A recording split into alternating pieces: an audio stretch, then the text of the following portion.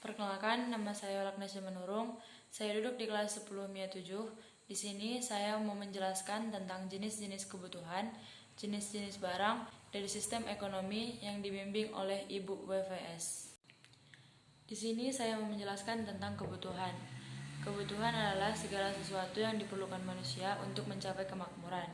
Kebutuhan terbagi menjadi 5, yaitu yang pertama, kebutuhan berdasarkan insentitasnya.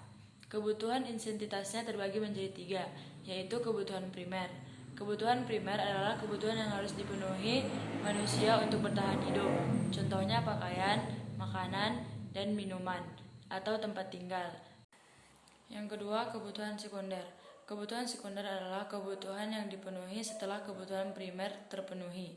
Contohnya meja, kulkas, dan lain-lain. Yang ketiga, kebutuhan tersier.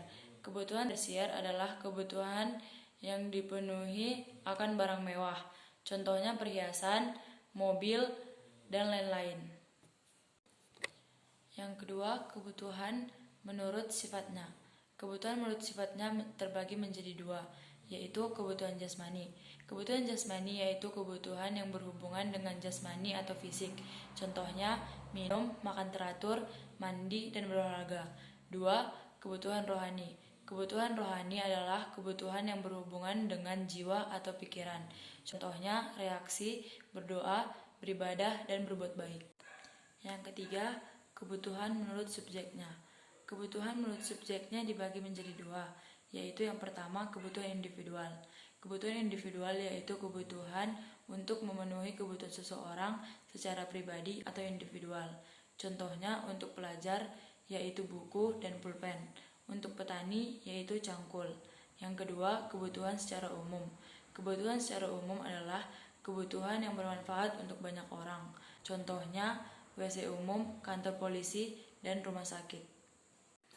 Yang keempat, kebutuhan menurut waktu. Kebutuhan menurut waktu dibagi menjadi 2, yaitu yang pertama, kebutuhan sekarang. Kebutuhan sekarang adalah kebutuhan yang harus dipenuhi saat ini. Contohnya berobat, belajar, dan makan. Yang kedua, kebutuhan yang akan datang. Kebutuhan yang akan datang adalah kebutuhan yang harus dipenuhi sekarang untuk dipakai di masa depan.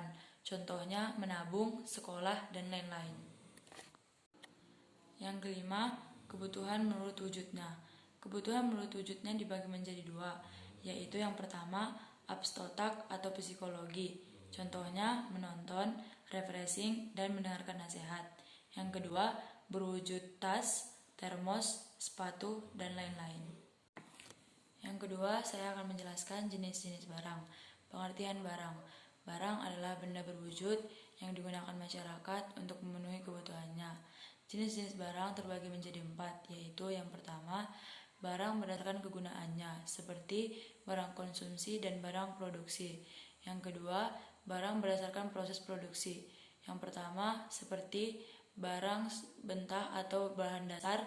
Yang kedua, bahan setengah jadi. Yang ketiga, bahan jadi. Yang ketiga, barang berdasarkan hubungan dengan barang lain, seperti barang substitusi dan barang komplementer.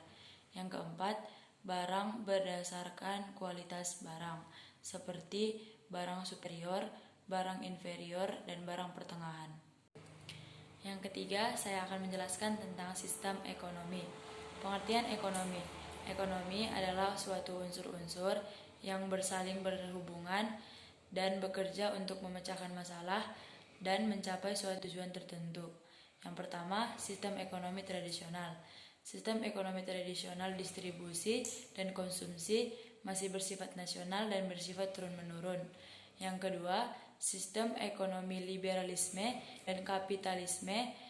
Pihak swasta sangat berperan dan negara pemerintahan tidak ikut campur tangan. Yang ketiga, sistem ekonomi komando atau sosialisme. Negara mengatur segala perekonomian dan mengacuhkan hak milik produksi seseorang. Yang keempat, sistem ekonomi campuran. Sistem campuran liberal atau campuran komando. Sekian dari saya, terima kasih.